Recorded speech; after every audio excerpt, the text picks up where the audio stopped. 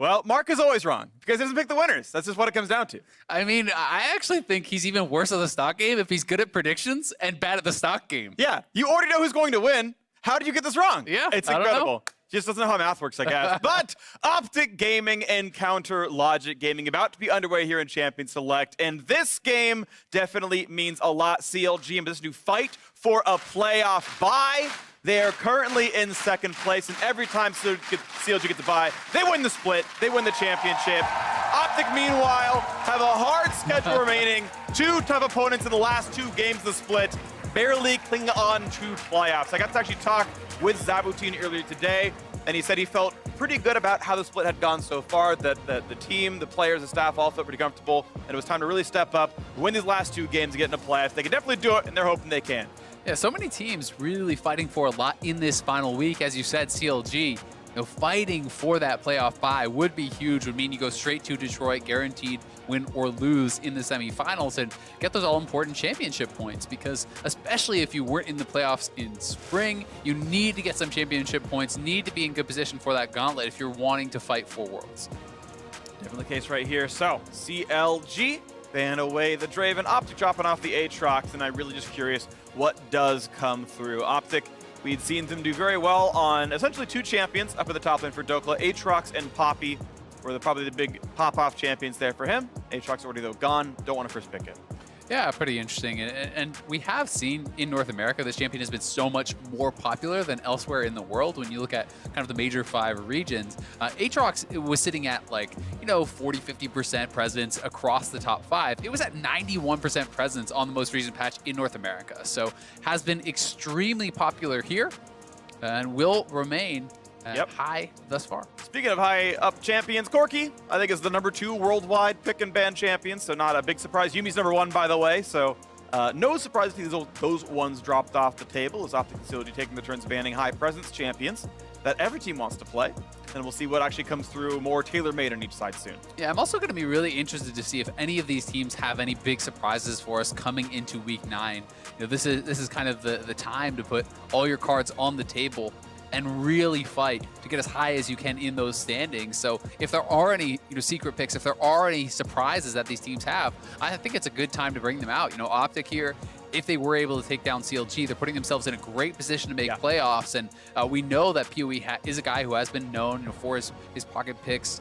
Maybe there's something that you can kind of try to prepare against one of his popular picks if you leave it up. Absolutely. OpTic Gaming sitting 1 game above the playoff bubble, 1 game above 7th. Shout out G2 Esports. Could not win with Garen yesterday, spoiler alert. Yeah, so if they pick it and win, they're better than G2. That's the fact. They would win MSI outright, but we got a Silas coming in here. Frequently is a jungler. I love the Singed covers for Ruin. I love Singed as the champion. I want to see it played even more often in the LCS stage, maybe at Worlds. Not going to be picked here yet, though. Yeah, it's been a while since Singed has been very popular. It's still pretty strong in solo queue, but not really a very popular competitive pick. Classic Warwick hover there from Wiggly. It's usually Stixxay actually doing it, but junglers, probably locked in for both sides. Yes, Silas could be flexed elsewhere, but we are assuming that this is going to be played jungle by Meteos, and the question just kind of remains, are we going to have parity throughout? Rakan will get locked in, so we'll see if OpTic are willing to try to take away the Xayah or if they even care. We have been seeing in these last couple of weeks more and more Rakan, separate from the Xayah. In the past, it had always been kind of the logic that Xayah is the one that is the stronger individual pairing, so pick that first. But we are starting to see teams prioritize the playmaking that Rakan offers so highly that they're saying, no, we'll just play Rakan even if it's with, Draven, Urzel, or whoever. It doesn't even matter. We just want the engage. It seems like Rakan right now is considered the best of the engage supports right now, picking him over Alistar, over Nautilus, over those other kind of options there for the engage support. So Rakan is the one they want. Of course, easily combos with Jarvan for some forward motion. And we can see CLG play aggressively in the team fights or even just ganks based on how that plays out. One final pick in the first phase for OpTic here. They got their bot lane and most likely the jungler here, and it's actually going to be Nautilus themselves. So they've got their support. They've got some engage in the bot lane as well. Yeah, and I think this is actually big, still his most played support. So, certainly a comfort pick there. I do think Ezreal makes a lot of sense when you already see such hard engage coming through. You don't want to play a low mobility marksman who can be kind of preyed upon by the Rakan and Jarvan combo. Ezreal should help to stay safe. And also, Nautilus can offer some pretty powerful lockdown to the Rakan. It's something that I've, had a lot of supports talking about how this is a pretty strong matchup because Rakan is very squishy and you have the point and click CC. If he goes in and you can hook him on his engage, land the root, like he can just get blown up because you can lock him down before he can jump back out to safety. Definitely a lot of damage can be there, and we'll see if something like a Syndra comes through for even more of that sort of explosive upfront damage. And of course, Rakan has a lot better base stats than he did last year, so he's a bit tankier, but you can certainly still blow him up. And the Tristana top banned away from Dokla. Coming into the metagame has been Tristana top CLG, and banning that one away as they know Arrow is going to be the Ezreal. Very interesting seeing that Tristana taken out. Still only seen it once in the LCS, that concert game, which went pretty well for him. Certainly, wasn't all about the Tristana in that game, but it has seen a lot more kind of bans than picks thus far, and it feels like a lot of teams haven't necessarily been practicing or preparing against it, so they'd rather just take it off the table. And there's the Poppy ban away. OpTic continuing to remove top lane bans. Yeah, it's interesting that because they're banning their priority picks. Exactly. Kinda. It feels like those are definitely Dokla's most successful champions, even if they're not actually his best. It's what we've seen him do well with on stage. But they're going to have to blind pick something as CLG get last pick in this game. Yeah, it's so interesting, Perhaps it is just kind of a nod to some of the other picks that they want to go for. If you're going to play a lot of champions with dashes, then certainly Poppy is something good to take away. But generally, I feel like banning out Ruin isn't super effective because he has such an enormous champion pool. He's played, what, 10 different picks? I think it's 10, yeah. I believe this split. So, there's always going to be something for him to play. And it is interesting to see OpTic take away the kind of two primary picks for Dokla, at least the ones that everyone else on the outside is saying these are your best champions. Right. Across 16 games, Dokla has 15 on Aatrox Poppy combined. Ruin has 10 champions played in the first place, right? It's like... Is it really that high? That's insane. Yeah. 15, wow. 6 and 5, right? Across 16 so games. 11. Sorry. Oh, I totally misspoke. Yeah. Across 16 games, 11 on those champions. This could be the 11th champion played for Ruin in this game. I did misspeak. Thank you for correcting me there. But we are going to be seeing what comes through. As we know, it's the almost certainly the Zyrakan bot lane, but who knows? CLG can turn things around, hovering Sona. Okay, Orianna mid. They are going to blind the mid laner. They are going to blind for Power of Evil. Goes back on a signature pick. His 4th on the champion, makes it the most played this split, and they will indeed give Ruin counterpick. Yeah, Corki is here, both taken away, so this is, I think, a fairly safe pick to go for. There are some other answers, of course, up there, and Ruin having counterpick when he has such a flexible champion pool makes a lot of sense. I do think Victor here for Crown would be pretty strong. Match wave clear with wave clear, scaling with scaling in that mid lane, definitely adding a lot to the team fight. And when Nautilus has that powerful lockdown, it makes it very easy to land the lasers, to have the Chaos Storm layered over top of some of these carries and potentially be able to burst them down. Yeah, I like Crown of the Champion a lot. It's one of his signature picks, absolutely. And you can do a decent amount of side landing and, of course, team fighting here as well, as OpTic going to need to round out the composition. They need to make sure that Sylas is in the right lane, and they need to figure out what Dokla is going to play himself. We have seen some Sylas tops, but Jace seems much more likely. Back up enabled this week. That's going to be grabbed up. His 3rd Jace game of the split for Dokla. I would be interested to see if they want to go towards Malphite. We've been seeing kind of more Malphite as an answer to the Jace. I do think that Malphite can be pretty strong there. Gnar, also one of the other picks that people used to be pretty comfortable with back in the day when it was more popular. We have not been seeing a lot of Gnar, but range versus range can do quite all right. Ruin has so many options to him. It will actually be the Rumble. All right. So very interesting. Going for the Rumble here. You can itemize into the armor quite easily and start to get very tanky. Going for things early like Seekers, like Tabbies, does help you a lot. One of the wrinkles that you have to kind of keep in consideration, though, is that Sylas is going to be magic damage. So if you do stack pure armor and no HP, then you are going to be fairly vulnerable to those Meteos ganks. But certainly does have powerful wave clear, powerful team fight, and it seems like that is very much the name of the game here for Counter Logic Gaming. Solos with AoE ultimates, the easy setup coming through from the Jarvan, as well as this Rakan, and that is really where their bread and butter is going to be. All right, well, keep in mind 914 is the patch where Jace got lower early attack damage and spell power, and we are still 914. That early rank of shield is still incredibly strong on Rumble. They can kind of withstand all of that poke damage. CLG fighting for a playoff bye. OpTic fighting for a playoff spot. They are 1 game above 7th place with a win. They, I believe, at least guarantee a tiebreaker, if not get an out right if the other teams fail to execute. Here we go onto the Rift, though, as the comps are locked in. OpTic saying that Dokla is going to feel comfortable on the Jace, and CLG giving Ruin counterpick. Say that Rumble is the counter matchup that we want to have here. It's going to be an exciting one. Yeah, I'm going to be really interested to see how OpTic does decide to play this out as well. You know, there is always the opportunity to split push when you do have a Jace, but, you know, with Jace and Ezreal, you also can look to kind of go for these lethality builds and just group and poke and try to look for the team fights through that style of play. It's going to be an exciting one. Playoff positioning on the line here in the last week of the year, the last week of the regular season. Postseason on the minds. The chance at Worlds on the minds to represent North America. And they made it MSI Finals. Living in those shoes would be great. OpTic sitting at 8-8, hoping that 8 or 9 wins, maybe even more, could be enough to make playoff positioning as mid laners square off. You'll note Crown actually taking fleet footwork here. So this is, I want to say it was actually one of the first players I saw doing this was PoE. You know, certainly had been taking fleet on Victor and as well as some of the other champions, even like Orianna. It does scale off of AP as well, so as you get further into the game, it can actually be pretty powerful, and it's going to help him sustain through the area and the Scorch poke during lane. A lot of movement speed during the fight. So as we get ourselves geared up, as CLG engage in the jungle with some wards down, we had a word with Stixxay about his team, and specifically Wiggly. Yeah, I'm definitely shocked that we're doing as well as we are.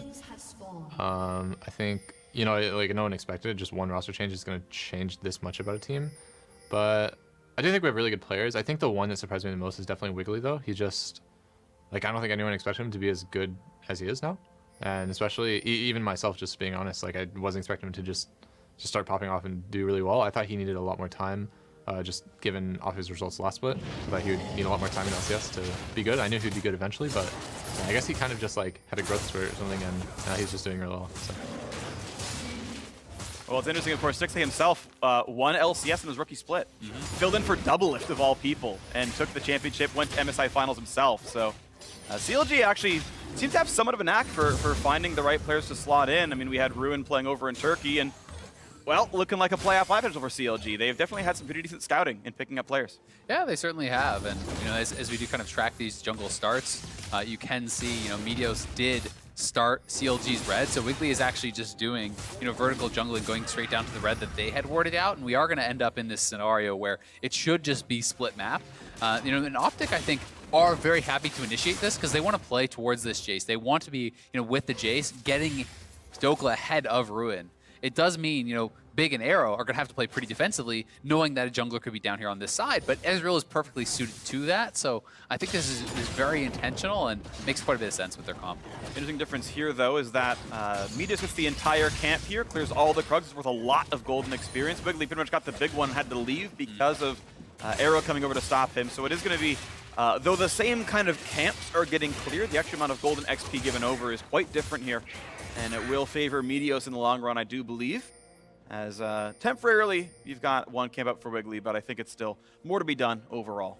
Yeah, Meteos will get a little bit of a lead. You know, maybe it's a, 60, 80 gold, whatever. Yeah. Not going to be enormous by any means, but certainly will be nice.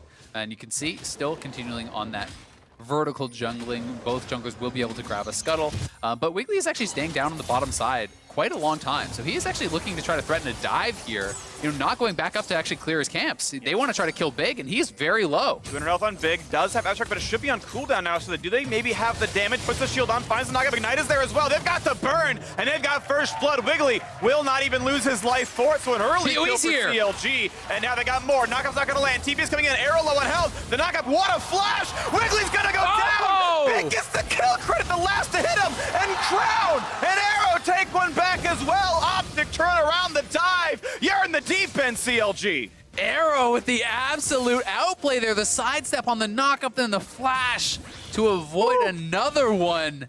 Stays alive, still very far down on CS. So that was so incredibly important. If he dies there, that game is feeling pretty doomed. Meteos will be able to get some nice poke down on Ruin, but he's got to be careful. Dokla needs to support him a little bit on the way out.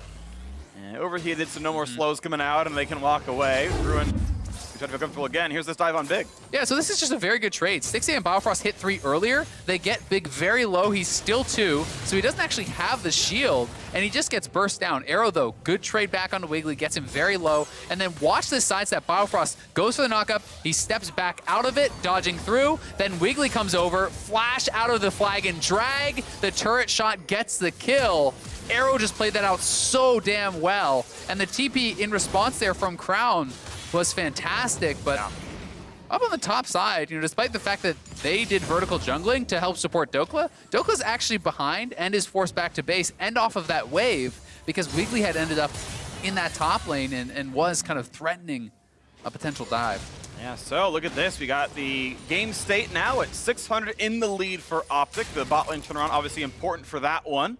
Do want to point out that Biofrost, the one who claimed first blood, and Rakan not as gold synergistic as maybe a Xayah would be, so hurts a little bit there on the CLG side, certainly within striking distance though. Yeah, and Arrow, ends up ahead in gold, despite the fact that he was down CS, especially before his base. It's fairly even there now, and he makes sure he's able to get a Sheen buy. So that is quite nice, giving them the additional combat power there. You can see that Dokla is actually rushing towards a Hex Drinker, where Ruin is going more for kind of a health style of build, likely working towards the Liandry's early on. And I think this makes a lot of sense when there is magic damage jungler that could come and gank you. Tabby's Seeker is not going to be very helpful if Meteos shows up. And Flashless has the slow on. PoE not level 6 though, so cannot Shockwave. Needed a couple more CS as he roamed down for so long. This wasn't a Shockwave timing, but the Crown felt safe, of course, knowing he could stay on top of that ball without that being there. Now Big gonna look for something to do, but now it's on the top side as Dokla's gonna get the equalizer on him, getting slowed again, has to walk around the ulti. Stays live, half health there. Yeah, thankfully for him, he has a lot of sustain. You can see another Corruption Potion charge, another Biscuit as well. Ruin, I think, just wanted to reset the wave, and if you can get a really good trade right after Jace TPs and potentially push him out of lane, then he would lose a lot. So, I think it is a fairly aggressive ultimate, but makes quite a bit of sense, and Ruin's going to be happy with how the lane has gone thus far. So Ruin is going to try to play mind games here on where he is. Turns off the ward, then walks right back into that brush right there as Meteos kills the ward. So now Ruin knows the opposing jungler is nearby, which might stymie his aggression somewhat, but we'll see if he finds any kind of a brush gank here onto Dokla up there. And CLG continue to push down to the bottom lane. They hold onto that CS lead. Items I would actually put in Ezreal's favor. I would take Sheen over double long skirt every time. Yeah, definitely the case. Obviously, getting that early Frostfang is pretty nice for Biofrost. Yes, you talked about how Rakan doesn't scale as well with gold as some of these other champions, but I always think getting in the early Spell Thieves upgrade to kind of increase your gold income, if you can keep proccing it, is very nice, because then you can get to things like Redemption early on, which can really affect team fights. Of course. Right now, though, actually has less gold earned from the item than Big does by the tier 1. It's just, I find frequently the Frostfang just doesn't quite give you the money you need on champions like Rakan, who have to be safe about getting engaged upon. That's why I think that the coin is sometimes kind of undervalued, because I think if you're going to play a lane passively, coin is almost always better. Yes, you may prefer the additional spell power for later on, but the income that you can get from coin, even while playing passively, is so powerful. So it is something that perhaps is being undervalued these days. The way that we still see fights up at the top side is Ruin, just lands the comet, puts a bunch of damage down, and now this could be enough, forcing the flash hit again. Dokla at 100 health has to walk away from his own lane. This kind of pick is beautiful. I mean, this time, no TP. He is going to lose a lot of CS there, and Ruin is running this, right? And the Rumble, you certainly expect to be more powerful in the team fight, so if you're losing the lane as the Jace, that is going to become more and more problematic. He will be going towards lethality build, so it is going to be more the poke style. I don't think this is going to be that split push style of game here from Dokla, unless it really kind of devolves into that. But with Ezreal, with Dokla here, you can look to poke and then hopefully grab some sort of a good engage ultimate with Meteos, with the Silas ult and things like that. All right, Shockwave ults on a Crown, still flashless, means he will definitely go down. No way out from the combo. And CLG tie the kill score up 2-2. Yeah, his flash is just about to come up now. Now comes up, but too little too late. Showing off that powerful engage combo. The Jarvan ult right into that Orianna ultimate. No escaping that for Crown, and an easy kill executed there from CLG. CLG really starting to look very, very good in this game. You can see 20 CS up in the bot lane. Top lane is losing. Mid lane just got killed. Things are looking a little bit rough for OpTic right now. Getting a bit worse now for them. You can see 800 gold difference. Certainly meaningful here is... Yeah, this is the engage one more time here on Crown. They do get by, but really, as you said, no flash. There's no way to actually escape that whatsoever. So he actually just goes for the laser for the wave clear to try to pick up a little bit more CS. Crown now will be able to grab the blue buff. Early Lucidity boots is pretty interesting. It's flash cooldown. Exactly, that's what I was going to say. Flash cooldown as well as TP can be pretty valuable there. CDR obviously effective, and just additional move speed as well. Going to try to keep himself safe. You kind of know that as a Victor, if you don't have flash when J4 and Rakan have ultimate, you're probably not escaping that whatsoever. So the Summoner spell cooldown, I think, is extra important this game. Definitely agree. So Crown has the summoners available, and now they're on shorter cooldown, so we can get away from it next time around, hopefully. And they're rolling after that once the CDR actually starts to matter here. As the waves are cleared back and forth, again, the gold difference staying at 800, and we get the first, well, I should say the next set of recalls coming through. Another attempted knockup there for Biofrost, but Arrow always paying attention. We've got the BF sword in for 6A. We've got the tier stacking for Arrow. Flat Pen coming through for Ruin, actually. He's actually aiming it at destroying squishier champions. Yeah, and I think when the lane is going this well, that's totally fine, right? You know, you can go right for that, pick up the Sword Flute next, have double Spell Pen. You know, double Spell Pen rank 2 ultimate is kind of that point that people like to talk about on Rumble, where you become incredibly powerful with that equalizer, and especially when you have a lot of setup for it, can be very good. Could be some decent knockups there, but very far away runs Biofrost, and that means with the Ignite and the ult burn, he's just going to run away without losing the Summoner spell. So cooldown advantage to CLG, but health bar damage still dealt. Biofrost must sustain that back up. Yeah, and you have control of the top side. Rune just dropping the ultimate again to push in Dokla. They're going to use this time instead of attempting a dive. That would be very risky. Just take the Rift Herald, you know, grab this, and you have plenty of time to actually get it out and cash it on some turret plates. Still 3 minutes before those will fall, so yeah, certainly expecting them to be able to do that, but Fight should be clean. That's going to go over to CLG, but now Ruin might have to be careful. Does flash over the wall, getting away from an empowered Shock Blast. Dokla at least makes them burn a flash, and I believe they didn't pick up the Herald. No, they didn't. Wiggly, I felt like could have perhaps stepped back and actually grabbed it. Meteos is now going to be on guard duty, but a bit of a misstep there from CLG. You know, Ruin was heading back to go back to lane, you know, thinking they had already secured it. Wiggly still is in the area. There is the possibility still flag and drag over, then flash out, but would be risky and maybe a bit of a one-way trip. He's going to be spotted as he goes through this brush, potentially. All right. Timer's running low. Does Wiggly. I love it. Go, Meteos. And you have Wiggly on some wards, and there it is. Maybe hits the whole way through, and that will be the gold for Rift Herald, but nothing else useful picked up, and suddenly now crossing paths again. Ult stolen. Meteos gets some damage across. Out goes Wiggly. Yeah, nicely done then from OpTic. A bit of counter pressure there. Does keep him safe, but Big could be in trouble. A lot of damage. Big has to pop the Zonia as the stopwatch being burned out. Had no chance to trigger Aftershocks there with the CC coming through. So nice hit right there. And that really is a critical thing here for Nautilus. You can be fairly tanky if you can actually proc Aftershock, you know, but if you get CC before that goes off, you are paper thin, and Rune now in trouble here. Dokla has the damage! Dokla solo kill in the top lane! Oh, the overextension there from Rune. Rune overheated before dropping his ultimate. He had the equalizer available, and that is the fatal mistake there. He easily would have won that had he dropped the equalizer, but mismanaged the heat. That's huge. Dokla with the phase rush chases him down. Wow, what a good play then from Dokla, capitalizing on that mistake.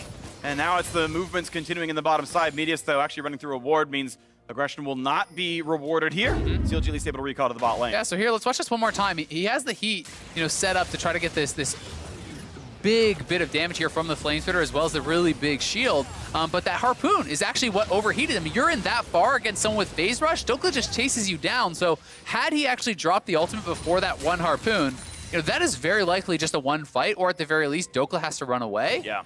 Instead, as soon as you see that overheat, you know he can't drop the equalizer now, so it's an easy chase down and kill. Yep, Q's on cooldown, W's on cooldown. Okay, he can auto attack only. Dokla says, I have 200 HP, but there's no damage coming back at me, and makes the all-in play. Now trying to stop Meteos right here. Nice blast cone play is there as well. Meteos have to burn flash. No, they're not going to burn this one down, actually.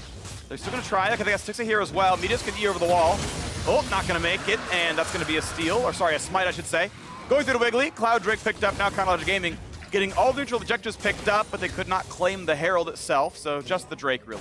Yeah, pretty late dragon here, you know, for this Wind Dragon, but you know, it is pretty common. People don't really have high priority on it. Big though, getting caught out. Oh, and the Q, it's nothing, so no way out for Big. He'd have to burn flash, does so, over the wall he goes. He might still be dead. They're shocked down. They might find the root. Equalizer. It's burning, and he's going to get his feet in the fire. Big falls down. CLG get their third kill. Yeah, Big gets knocked down, but there's no one answering Dokla right now. Ruin with no TP actually roamed all the way down to try to help make this play around Dragon, so Dokla could maybe just get this turret straight up. We'll see if he has enough time. Very likely won't be able to get it now with Rune all the way back up here, but does get it low, and that is a potential first turret that they could look for if Meteos could get up there. Yeah. That's something that they could try to pressure down. Taking a quick look at how the top lane looks right now. It's actually Ruin down in gold. It's Dokla winning by 300 in the matchup thanks to the one he picked up just there. So this is starting to look a lot better on the top lane on a fairly un-jungle intervention matchup. Dokla's now turning it around. CLG, though, doing well on the bottom lane. You're seeing a farm lead and this turret getting lower and lower. Under 1K, they're going to stay. Shockwave forcing a flash away from Arrow. Nice play out of Power of Evil. And that is first turret going to CLG. Yeah, well played there. Just roams straight down and actually forces down that first turret. Arrow had a bit of a random arcane shift. Perhaps was expecting that the Shockwave might come out early and trying to anticipate it. But once that was used, he had no way to actually escape that Shockwave, and now looking to try to set up the dive. No equalizer available. Equalizer up though for Meteos. They don't even need it. The turret goes down first. They find the stuns, and Ruin finally gonna get burned down as well. And Crown gets the first kill of the game. 3 players top lane. Turret falls, and so does Ruin. Yeah, that is great. They got 6A's teleport as well. You know, 6A teleported on a very low HP turret, so, you know, intelligently, OpTic focuses down the turret, then goes for that kill, denying the teleport and the return damage, but Dokla looking like he is dead to rights. Yes, flash slow, waiting for his own flash shot. Nice E backwards. He's out of range of all this now. Biofrost, the Abu's gonna flash for the charm. That is perfect play. A stop fills in space. Dokla has flash. Dokla has flash. Gets that is the knockup. Runs away. Are you kidding? The ignite is enough though. And Biofrost still claims the kill despite amazing mechanics out of Dokla. Yeah, the phase rush, and he timed the stopwatch so well. Felt like he deserved to get out after that one. That was almost incredible. Still, Dokla playing it as well as he could have. But it is another turret going the way there of CLG. They now have 2 turrets to the one that was claimed from OpTic up on the top side. And enjoying, you know, a healthy goal lead here. But here's the play one more time. Dokla trying to push out one more wave. Gets caught being a little bit greedy.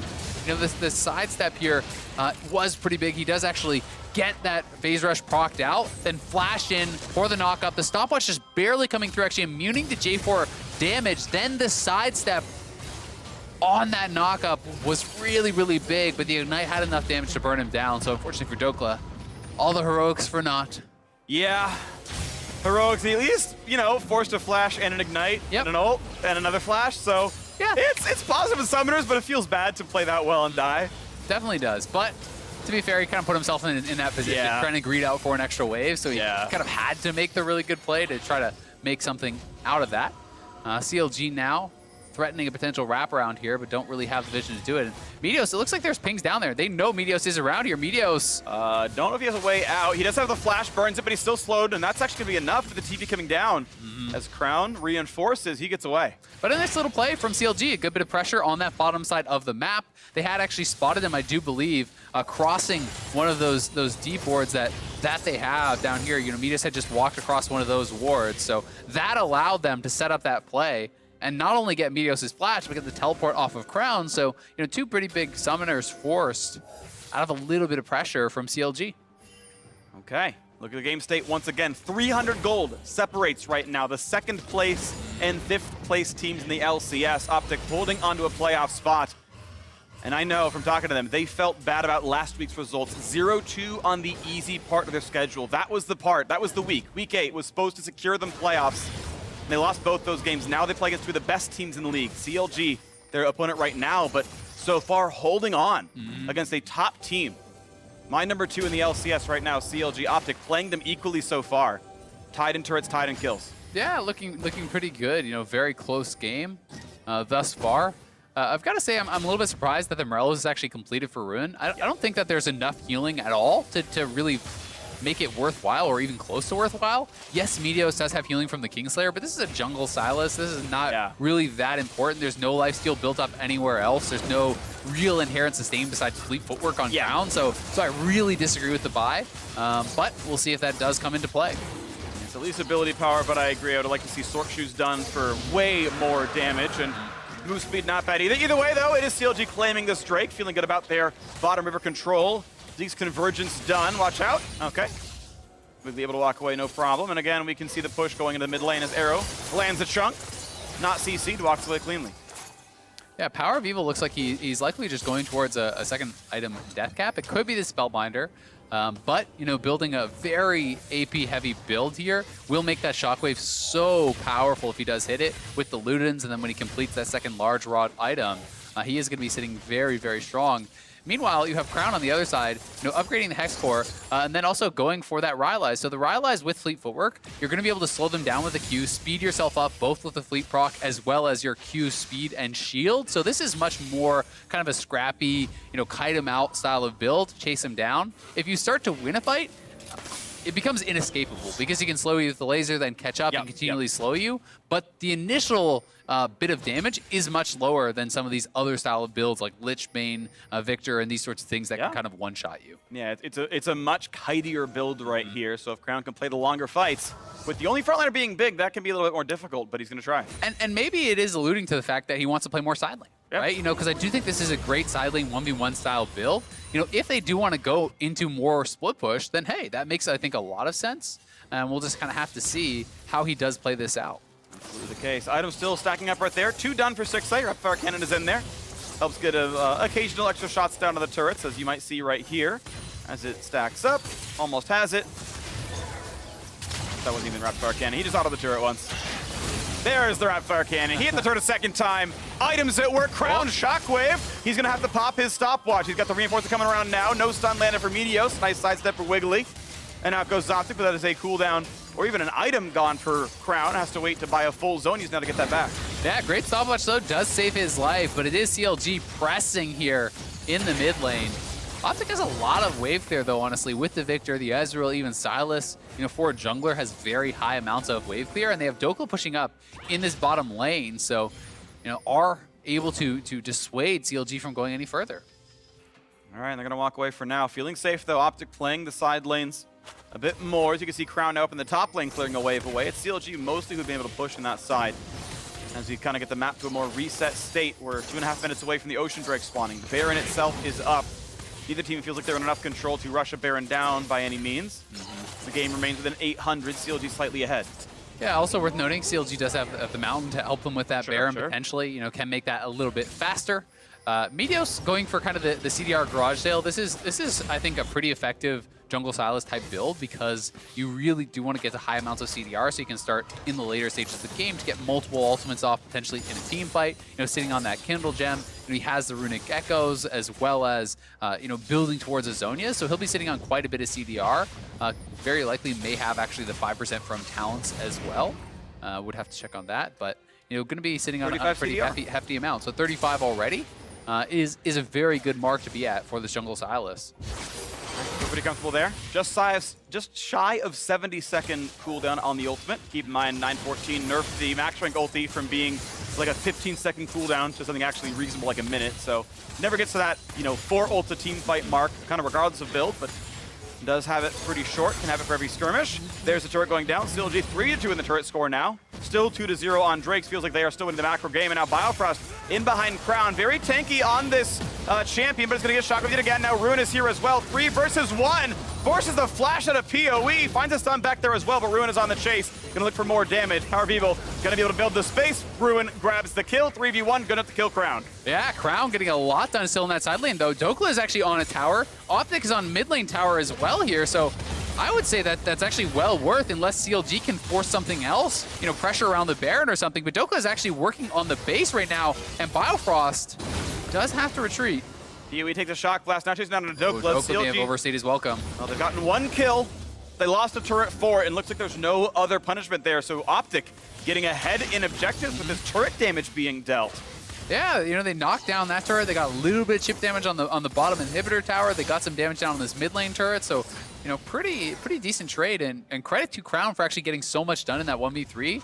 Not only does he almost kill PoE and get his flash out, he didn't even blow any of his own summoners and bought a lot of time. So, certainly do see the power of this style of build where he can really look to kite out. And it looks like, building up a little bit of move speed there, likely going Lich Bane next, I would assume. Yeah. This is going something much crazier, but Crown looks like he's going to be Lich Bane next up there, which is more 1v1 power. And move speed again, if you're trying to kite out in the side lanes, has his flash basically available. CLG on the Ocean Drake, though. These Drakes have not been contested whatsoever by OpTic. They've been giving them away. They're not worth gold, but they're worth stats that sometimes pay dividends later on. CLG still up 1,600 gold, plus those 3 Drakes. Some pretty interesting builds, actually, this game. So it is Spellbinder Orianna, so it is not the Death Cap second. So you know, this will give him additional move speed, but it also gives you a really powerful initial ultimate. If you stack up the Spellbinder fully, you do actually get a lot of additional AP, you know, on active. So, you know, the active is going to give you 80 AP maximum, you know, when it is stacked up. So if you use that for your one combo, it can be pretty nice. Here we go. The knockup's going to be found now onto the top side. Crown once again attack. Has summoners, but is he durable enough? Shockwave just barely going to pull him back in. A second knockup there, and the damage to be had. Chaos Storm does trade one back. 1 versus 4. Actually gets a kills, Crown. Rune was even there too. I mean, he only fought 4, but there was 5 members of CLG topside, and Crown gets a kill. What a beast.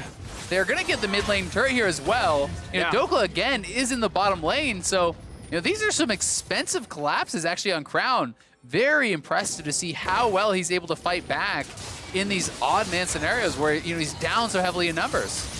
Yeah, has the KDA looked a little bit weak. Nice smite by Meteos. Claims that one, no problem. The short dog strikes back as OpTic. Oh, he's on a ward. Ooh.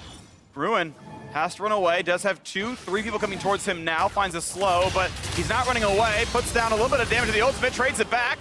There's Azonia's buying some time, but he's still 1v3, and it's not going to look as good as Crown's. He's going to go down with no recompense. Not on his side of the map. It's actually mid, though, being pushed. And again, we have the same situation of a top lane fight traded for mid lane pressure. Yeah, CLG at least able to get that end of the bargain there. They do lose their top laner, but now we have Dokla in retreat here. He is level 14. Power Beetle is actually already level 16, so you know, now going to be going towards that death cap. Rank 3 ultimate, has a ton of AP, and notice he does have 100 of those charges saved up on his Spellbinder, so that is going to be really, really impactful potentially if he can time that right in a team fight. You know, dropping the ball onto Biofrost or Wiggly as they go in. You pop that right as you're going to do the combo for the additional 80 AP, and that is one combo territory against a lot of these members. You know, there's no MR on Arrow or Crown. Those guys could easily get one comboed. Definitely some damage output there. Be careful. Yui, high level. Has a lot of burst available. Is pushing down on the side lane down here. Going towards what looks like that death cap third with the extra NLR there. And we're waiting to see as Crown and Meteos both want to fight Ruin yet again. Level 14 on the Rumble. Not a lot of health, just the Merlinomicon. The one Ruby Crystal puts the ward down. Says, hello! Goodbye. Get away from my jungle. Meteos says, my jungle. Smites it away. And Meteos now on that Zonia, so pretty big team fight item for him.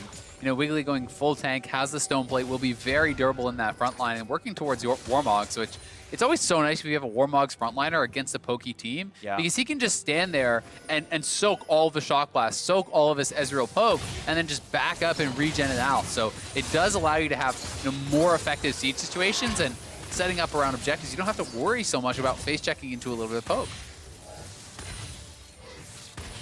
As the push comes through the mid lane, Arrow on the shortest cooldown ever, just spams Qs, gets rid of the wave.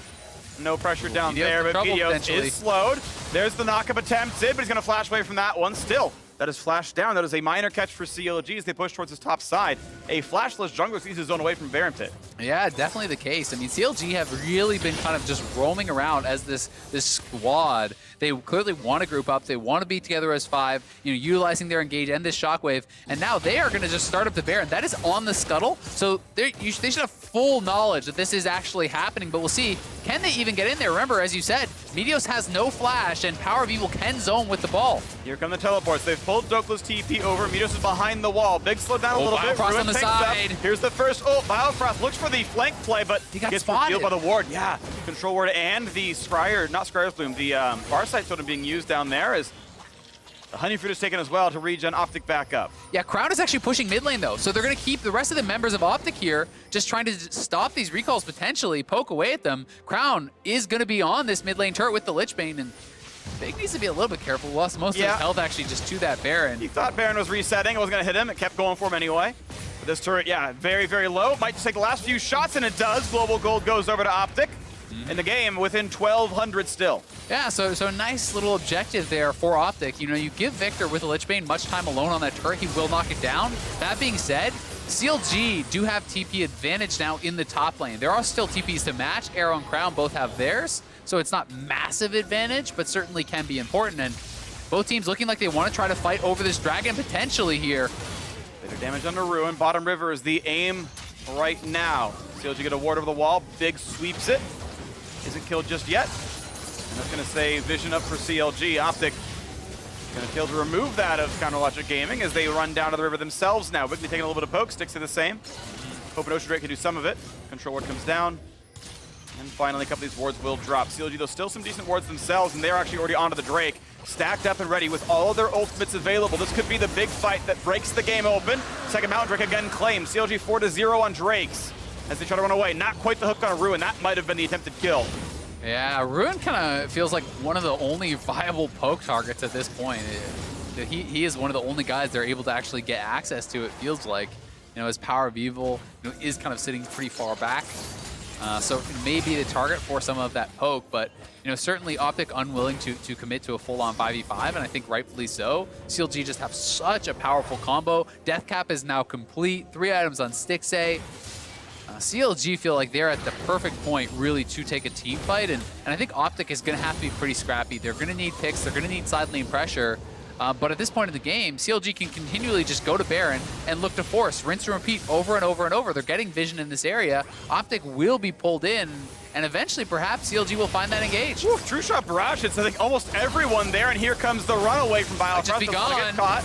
Double Mountain Drake, so much damage, claimed already. Counter Logic getting big flash, then though finds 2 knocks up. They go in there, look at the damage output, can't quite kill Ruin, flashes away and stays alive. Not fronting zone, he's waiting for later. Shotgun almost finds Crown, but he walks away from that one as well. So Counter Logic Gaming successfully rushed the Baron to get away clean. Yeah, they get the Baron, they lose no one, just the flash cost there for Ruin, and I think that was actually really intelligent. You know, if you Zonias, then you're pretty much guaranteed to die because your team is in retreat. OpTic will catch up and kill you coming out of it. So I think it's actually better to risk not using the Zonias active there to just try to create distance from OpTic, unless your team is fully willing to turn around you and look for a fight. And I don't think CLG was.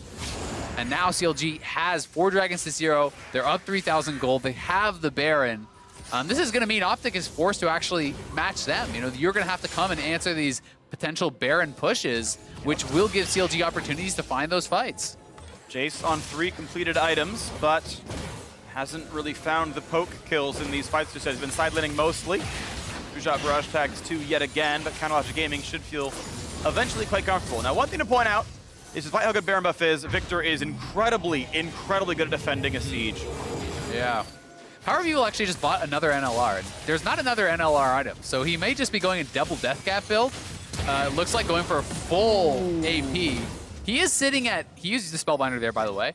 He is sitting at almost 700 AP already, so looking like he just wants to go double Death Cap, I guess. Pretty interesting thing, and I would assume that Spellbinder does share cooldown, so that wouldn't make any sense. I guess it's just going to be 4 flat AP, or maybe just thinking, hey, we're going to end the game on this push, so let me just build up as much power as I can right now. Well, you would go double Spellbinder. The AP is the same, and the move speed is not unique, and it's a cheaper item, so you'd build double that instead. Yeah. But yeah, the active, of course, only one works, as now you push forward, and we'll see if this turret can keep taking damage. The cannon minions surviving enough that it shoots a few more times, but now Wiggly is caught out. A very tanky Jarvan. The ult over the top from the Nautilus as well. Is this the engage you look for? They can't quite find the kills, though. Instead, it's Ruin still feeling safe top side as he puts a couple of shots down towards that turret. Yeah, Ruin able to get a little bit of damage down here.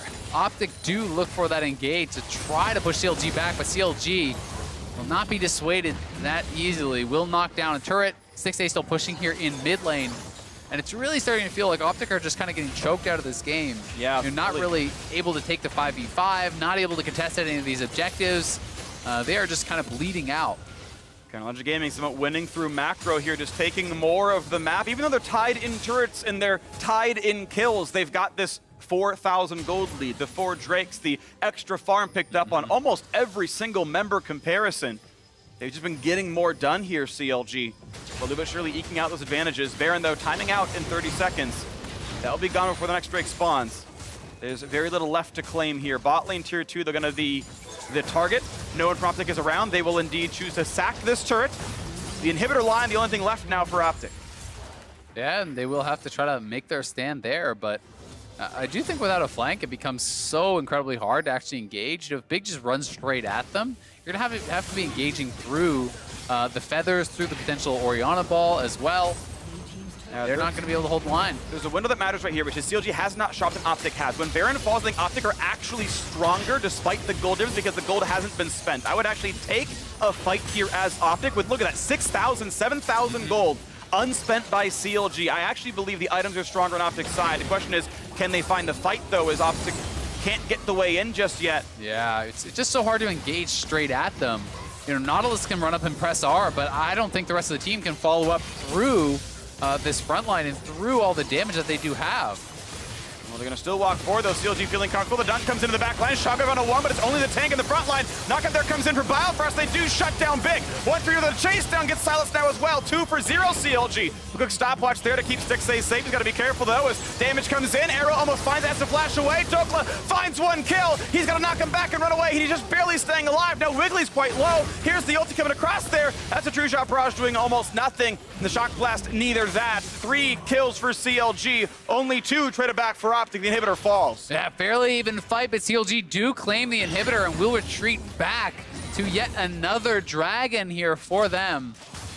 Gonna be the last regular dragon of the game, but here it is one more time. You know, the engage honestly wasn't even very good from CLG. You know, they do get in here. The Shockwave is actually flashed. The Equalizer is really only on Big, so there's not a lot of kind of damage coming out on the critical members, but they flash forward, they knock down Crown, and Wiggly able to body block out here for Stixxay for quite some time, helping to keep him alive against Arrow. Dokla then decides to go for that trade, jumps in, does knock down Stixxay, and is even able to get out with that phase rush, but CLG do come out on top in the fight despite that, and we'll be able to walk away.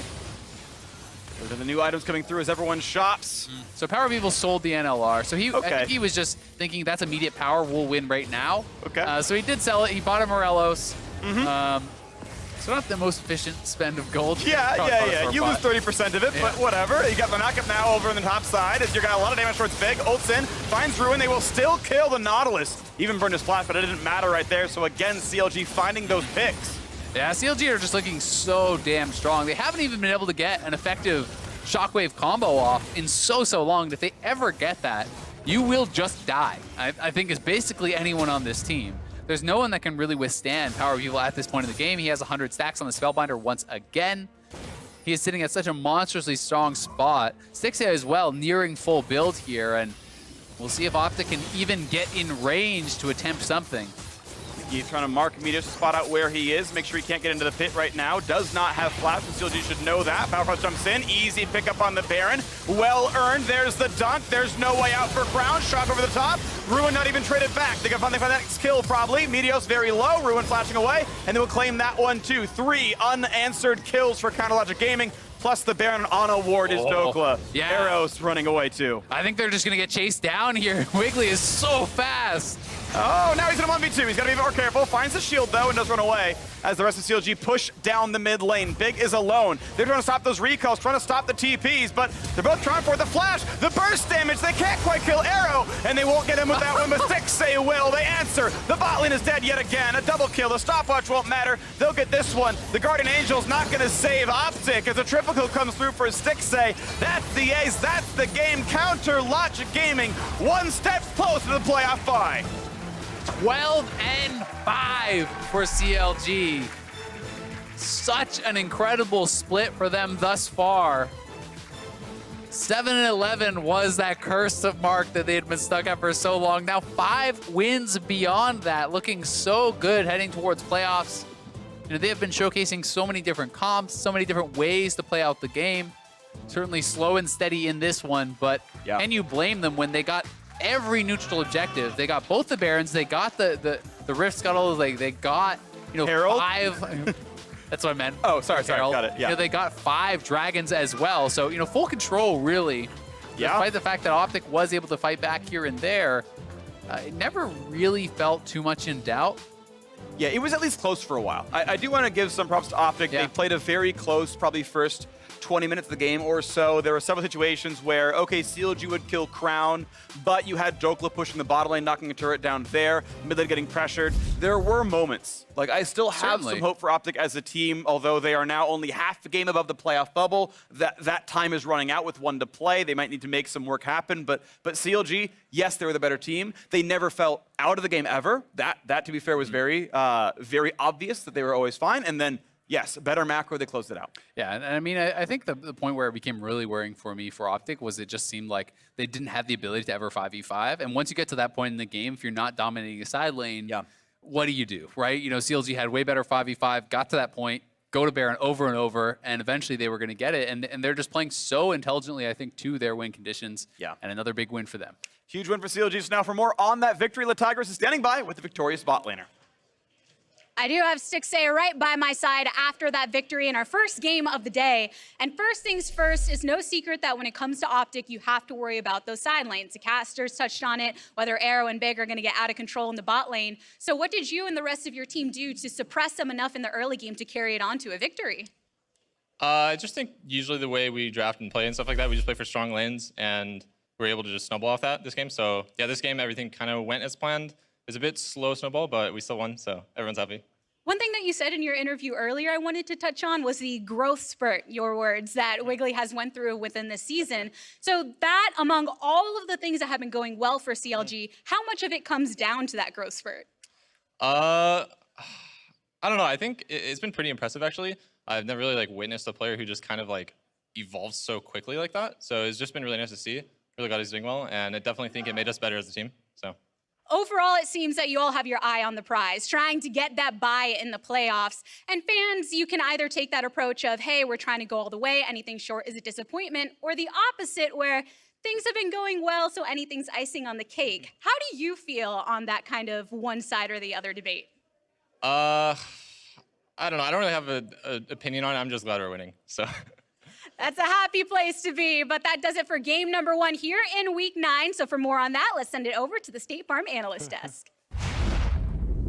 Thank you, Tigris. Not worried or not concerned with anything as long as we're winning. So it's actually the second option, because one is not happy until we've won the and the other thing's icing on the cake, right? Okay, Okay, so very much icing on the cake for CLG as they put another win in that column, which does a lot in service of securing that first round bye in the playoffs. It is not secured just yet. There is only a little bit of separation between them and Cloud9. We'll have to wait to see Cloud9 play. But another impressive victory for CLG, and as Stixay said, everything just seemed to come together for them, at least as the way they had planned it for this matchup. Yeah, and the bottom lane in particular was a big point of focus early on for both of these teams. And we actually have a replay that I want to pick I got something to pick here with Big, because you notice here that the cannon is not in turret range and he greeds out for it. You know that the jungler is in the bottom side, so he gets chunked so much 80% that of it his health. prompts CLG to go for the tower dive. This would not have happened had he not overstepped. That would have been the cannon to give away. And because of that misplay, you're actually now forcing Arrow to try to make a miracle outplay, which he does here with a nice little side step. But you then have to take Victor that flashes in. He has to use teleport too, and CLG is not shy about punishing that later, where they gank Crown, and we're not going to be able to really show it, but the flash was about 3 seconds before it came back up. Yeah, I mean, it's about to come up and they find the perfect timing window. So even though, Arrow and Crown had a nice answer to that initial dive, they still get punished later on. And a lot of this game felt like that, where it was trading blows back and forth. In the laning phase, you saw that in the bot and mid lane. Top side, Dokla is getting his flash forced, but then Rune misplays once, and he's able to get a solo kill back on him. And so this was happening all over the place. I really like replays like this, and I'm glad that Crumbs brought it up, because it's like going back to the root cause of all of these deaths comes down to just looking at that cannon minion with this huge double stacked wave in front of that you. tower guns, I gotta get it. He wants to get the tower gun so that they both get gold. You have the option of just having your Ezreal CS it like normal, but it's those small things in League of Legends I think are so cool that you can see actually the decision path after that that cause not only the bottom dive, but then also mid lane dives that are happening, and those are the sorts of things that CLG is tracking and are contributing to their consistent wins. And this is actually the first loss that Victor suffered in the LCS. Up to today, it was 6-0. Now the first loss handed by OpTic, now 6-1 in the champions. So bit of a smear in the champions history, but But it is very interesting to track kind of the way that all that has a cascading effect, because if you isolate just that bot lane play, you might say that OpTic came out the better for it. Even with the TP and everything coming in, hey, we only had one person die, we traded back some kills, but when you do roll it forward, that's where you start to see the forward thinking of CLG and how it pays off, knowing what they forced OpTic to spend to avoid that bot lane play. Yeah, they continually attack the Victor, and it wasn't just that play mid lane too with that one flash, constantly in the side lanes. they again forced Crown into these situations where Crown is on his style champion, the Samsung White, bringing back the Victor, and he gets kills, 1v3, outplaying multiple scenarios. However, it was kind of weird that both the teams were opting into these situations where they send like 4 or 5 people to kill one side laner, giving up a tower and, a lot of objectives for it. So then let me ask you this very simple question. Mark, how did CLG end up winning this game? I mean, it's pretty easy when you start looking at like where the similarities stack up. Kills are similar, gold is similar, turrets taken are similar. They're making the same plays of overextending for kills and side lanes. Then suddenly you look at the dragons and you're like, oh, CLG has 4 dragons and 2 of them are mountains. They're also the best dragon control team in the league, basically. So you put that on top of that in a very close game, suddenly they can just brute force Baron down. And that's actually how they won, was through their objective control around dragon. And it's no surprise that they had the dragon control. You look at that team comp with Jarvan, with Rumble, with Orianna. Don't walk into the river. Exactly. They build the team. It's no accident that CLG are falling into these sorts of things. It's no accident that they have first place in dragon control. They built for it. Yeah, they are, I think, very aware of their strengths, because they talked about in the interview there, Stix is like, oh, well, we want strong lanes. What does that give you early on in the game? Dragon control. Yeah. I don't know. Don't lose your pen, Mark. Don't lose your mind. Let's check in with the standings, though, because I think that is important in this last week before playoffs. You can see there that CounterLogic Gaming does move up to 12 wins. Of course, they've played one more game than the majority of the teams in those standings. However, that means if Cloud9 drops one of their 2 games this weekend, they cannot catch CLG. But I also think this truly hurts OpTic Gaming, because the 2 teams behind them, 100 Thieves and Clutch, are actually playing in the 3rd game. So they're guaranteed one of them to be 8 and 9, tied with them, which forces Golden Guardians in a must-win situation in their next game. And that's not where you want to be for a team that started the season with a 5-0 win streak. A really tough position for OpTic to be in, now on an 0-3 slide, considering the 0-2 from last week. But let me ask you this. Does OpTic still feel like a playoff team? There's something in the back of my brain that keeps saying this is a team that belongs in the postseason, and yet here in the latter half of the split, they're not necessarily showing it. It's weird. They play a lot of the best teams in the league very close. It happened versus Team Liquid, where they should have won that game and made a mistake with Crown being split. And then here, they're neck and neck aside for that, Drake disparity. So they're clearly a good team. But at this point in the season, they dropped too many of their easy games. It's a hard game today and a hard game tomorrow. And that's why it's scary that they might end up not making it into playoffs. Without a doubt. We are going to step away, but Cloud9 faces off against Golden Guardians when we return. Don't go anywhere.